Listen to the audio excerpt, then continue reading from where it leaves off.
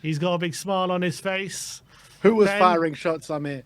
Oh, you missed Nuttun. You missed him. Oof, all the way from Seattle, mate. You He better be said, ducking Ben, and stop diving. crying, he said.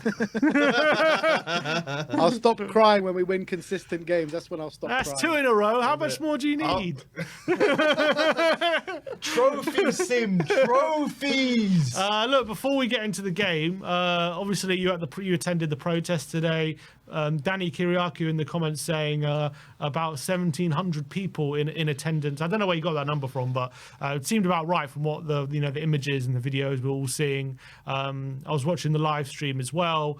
A lot of people tuning into that, a lot of interest in that, and obviously it's been covered a lot by the media, BBC, Sky Sports, all reporting on the protest. So you being there in it, what was your opinion on the events?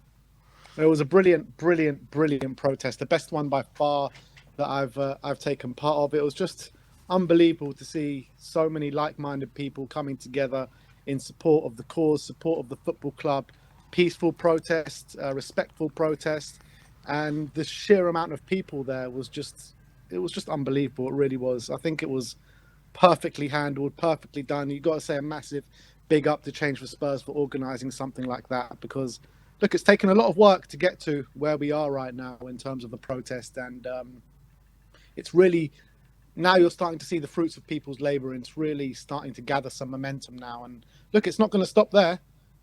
Today's got to be just a block to build on, because it was incredible.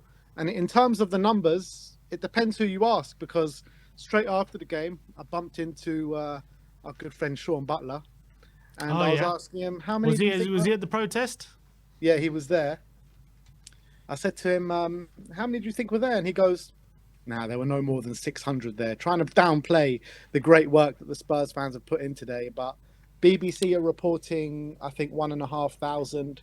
I think there were more than that today. Like, literally, I couldn't see the end of the line. Like, I was trying to wait. I was trying to wait and let people pass to see where it would end, but it just didn't end. So I gave up and carried on walking. Obviously, I wasn't there, but if I'm just to be fair to Sean, when I was looking at it initially, I think I was watching the stream when you first arrived. I was looking at, I thought about 600 was probably the right figure, but then I saw other clips when it obviously got into full swing, and there was definitely over 1,000, I would say at least. So yeah, I think, but I mean, Sean was there for the whole thing. Yeah, so fair enough. So he attended it. He was there for the whole thing. He was interviewing people there, and he said. He was also interviewing people in the stadium, and he said, in the stadium, the vast majority of who he interviewed are now Libby out. Interesting. In the stadium now, Libby. In the stadium, yeah. And how many people do you think stayed in their seats after the game, would you say? Not many. That was pretty disappointing, but I think because of the resounding success what before the game was, I don't think we should kind of focus on how disappointing that was. It's just a building block, and we go from there. Would you scrap the sit-in for next game and just focus on the before? I would actually focus more on the sit-in, because I think that's what needs the most work, and I think it sends a big message, and I think the visuals of it are so good inside the stadium.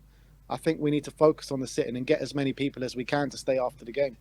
How long did the people who did stay after the game? It was about 20 minutes, half an hour, until once everyone had left. Okay. Were there chants? Yeah, there were chants and everything. It just wasn't as many people, anywhere near as many people as what was on the march. I would say no more than a couple hundred, probably. So maybe a lot that were on the march didn't have tickets. Potentially. Yeah. Potentially, but I know other people that they had to rush off straight after the game. People got things to do as well. So of course, which is why it's such a magnificent feat in the first place to see those kind of numbers for the protest. It's incredible, really, and I'm just hoping that this will have the snowball effect now, and we'll start picking up more and more people, and pressure will be applied. Absolutely, I mean, we got momentum now. That's what we needed. Yeah. Because with the protest before, however, we just never seemed to get the numbers, and we couldn't get the numbers. And now it feels like there's an actual body to get behind in Change for Spurs, and they're gathering a lot of momentum, and they're doing some great work on and off or on the protest and off the protest. The work that they're doing on social media, they're utilizing all the YouTube channels. They're they're like a body that everyone can just get behind, and it's more professionally done, I guess. Yeah, for sure, 100%. But in terms of the game, obviously we got the win. We won 1-0 against, not a great Man United team, but we got the win in the end. What did you think of the performance overall?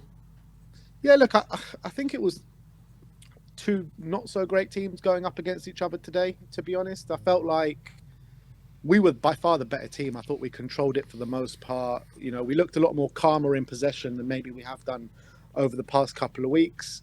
But look, United, particularly at the end of the game, but even in the first half, they had those 3 chances in quick succession. Garnacho completely free on our right-hand side where he probably should have done better from. So, look, we conceded a lot of chances today, and I feel like if we conceded those chances against a better team, they probably would have put us away. But it's also fair to say, especially in the latter stages, let's say the last 15 minutes, we did have a number of breakaways which we just didn't capitalise on, didn't we? Which was very frustrating. Yeah, no, absolutely. And I really like the look of Tell. I think him in the number 9 today, he had a number of shots, a really busy performance. I like his little touches on the ball as well. I think he's going to be a really good player for us. I think I like the look of him at Villa, but I just thought he was a bit lightweight. But I think 9 is much more his position than out on the wing, particularly in the Premier League.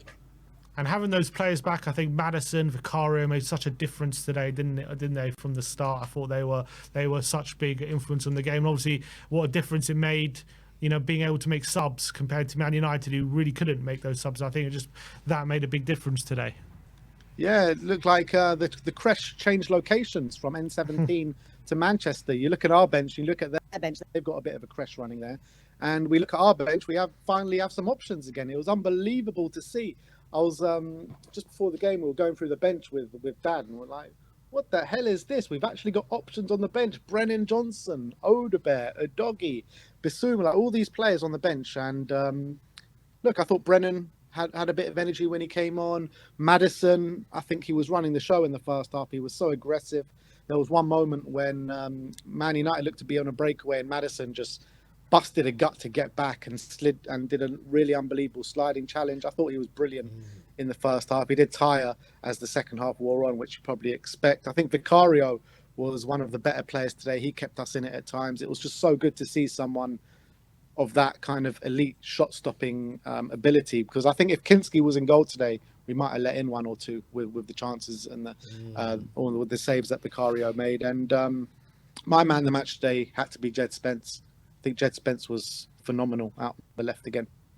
I agree. I think he got man of the match from Sky Sports. I thought it was another phenomenal game from him. I thought especially actually in that last half an hour where United were looking to put us under the cosh. He was so often just dribbling his way out of trouble, having boundless of energy.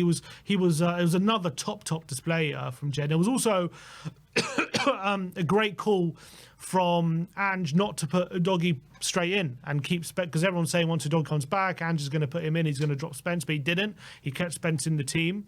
And maybe that's Ange telling Spence, and although Udogie's back, you've deserved your place.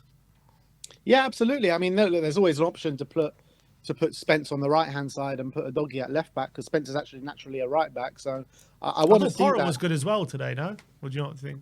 No, I think with Porro and Decky, I think both of them, I don't think Decky had a great game by any stretch of the imagination, but what I did think is that their energy levels were a lot better than what we've seen over the last month or so. I think the week rest have done them both the world of good. And I think Porro played well, don't get me wrong, but I just feel like it's still too easy to get down our right-hand side. A lot of people saying with the form Spence is on and the international rate coming up, does he have a shot of making that international squad? Of course he does. I think he does 100%. I don't see a reason why not. He's one of the better performing fullbacks in the Premier League. Tuchel's been watching many of our games. I think if he's watching many of our games and not thinking Spence is deserving of a call-up, I don't know what he's watching, because today, Manchester United did not know how to deal with Spence. Every time he got the ball, he looked to drive forward. He looked to drive into the space. And it looked like every time he got the ball, Man United were shit scared of him. I'm not going to lie. That's what it looked like from the stands. And Mazraoui, you know, he's a good fullback, I know he's kind of playing right centre back, but every time he came up against Spence, he just couldn't handle him.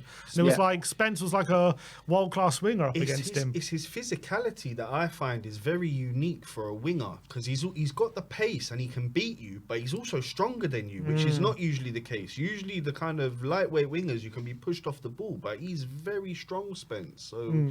you know, hopefully can continue going from strength to strength. Yeah, it's so great to have him in his kind of form and having him as this option. But look, we got the win, and obviously up to 12th. Obviously, you know, not the most glorious position, but with players coming back, is there is there hope things can turn yet, or are you still jury's still out? Jury's massively still out. Of course, it's still out, but we live in hope. We live to fight another day. 2 wins in a row in the Premier League in between 2 cup exits.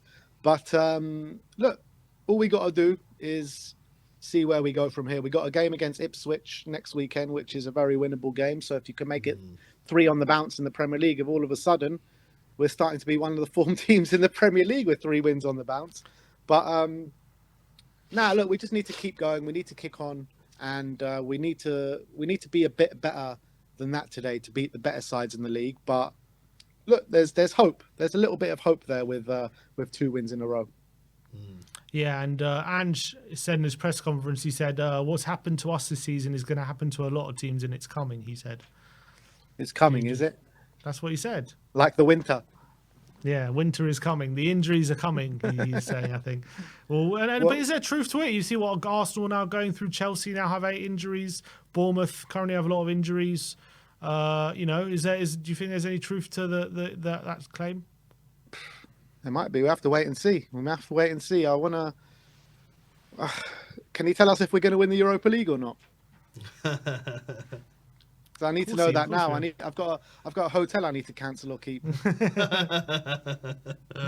Fantastic. All right. Nice one. I'll see you tomorrow. Yeah. Big up, Amir. Big up, Sim. Up the Spurs. 3 points. Come on.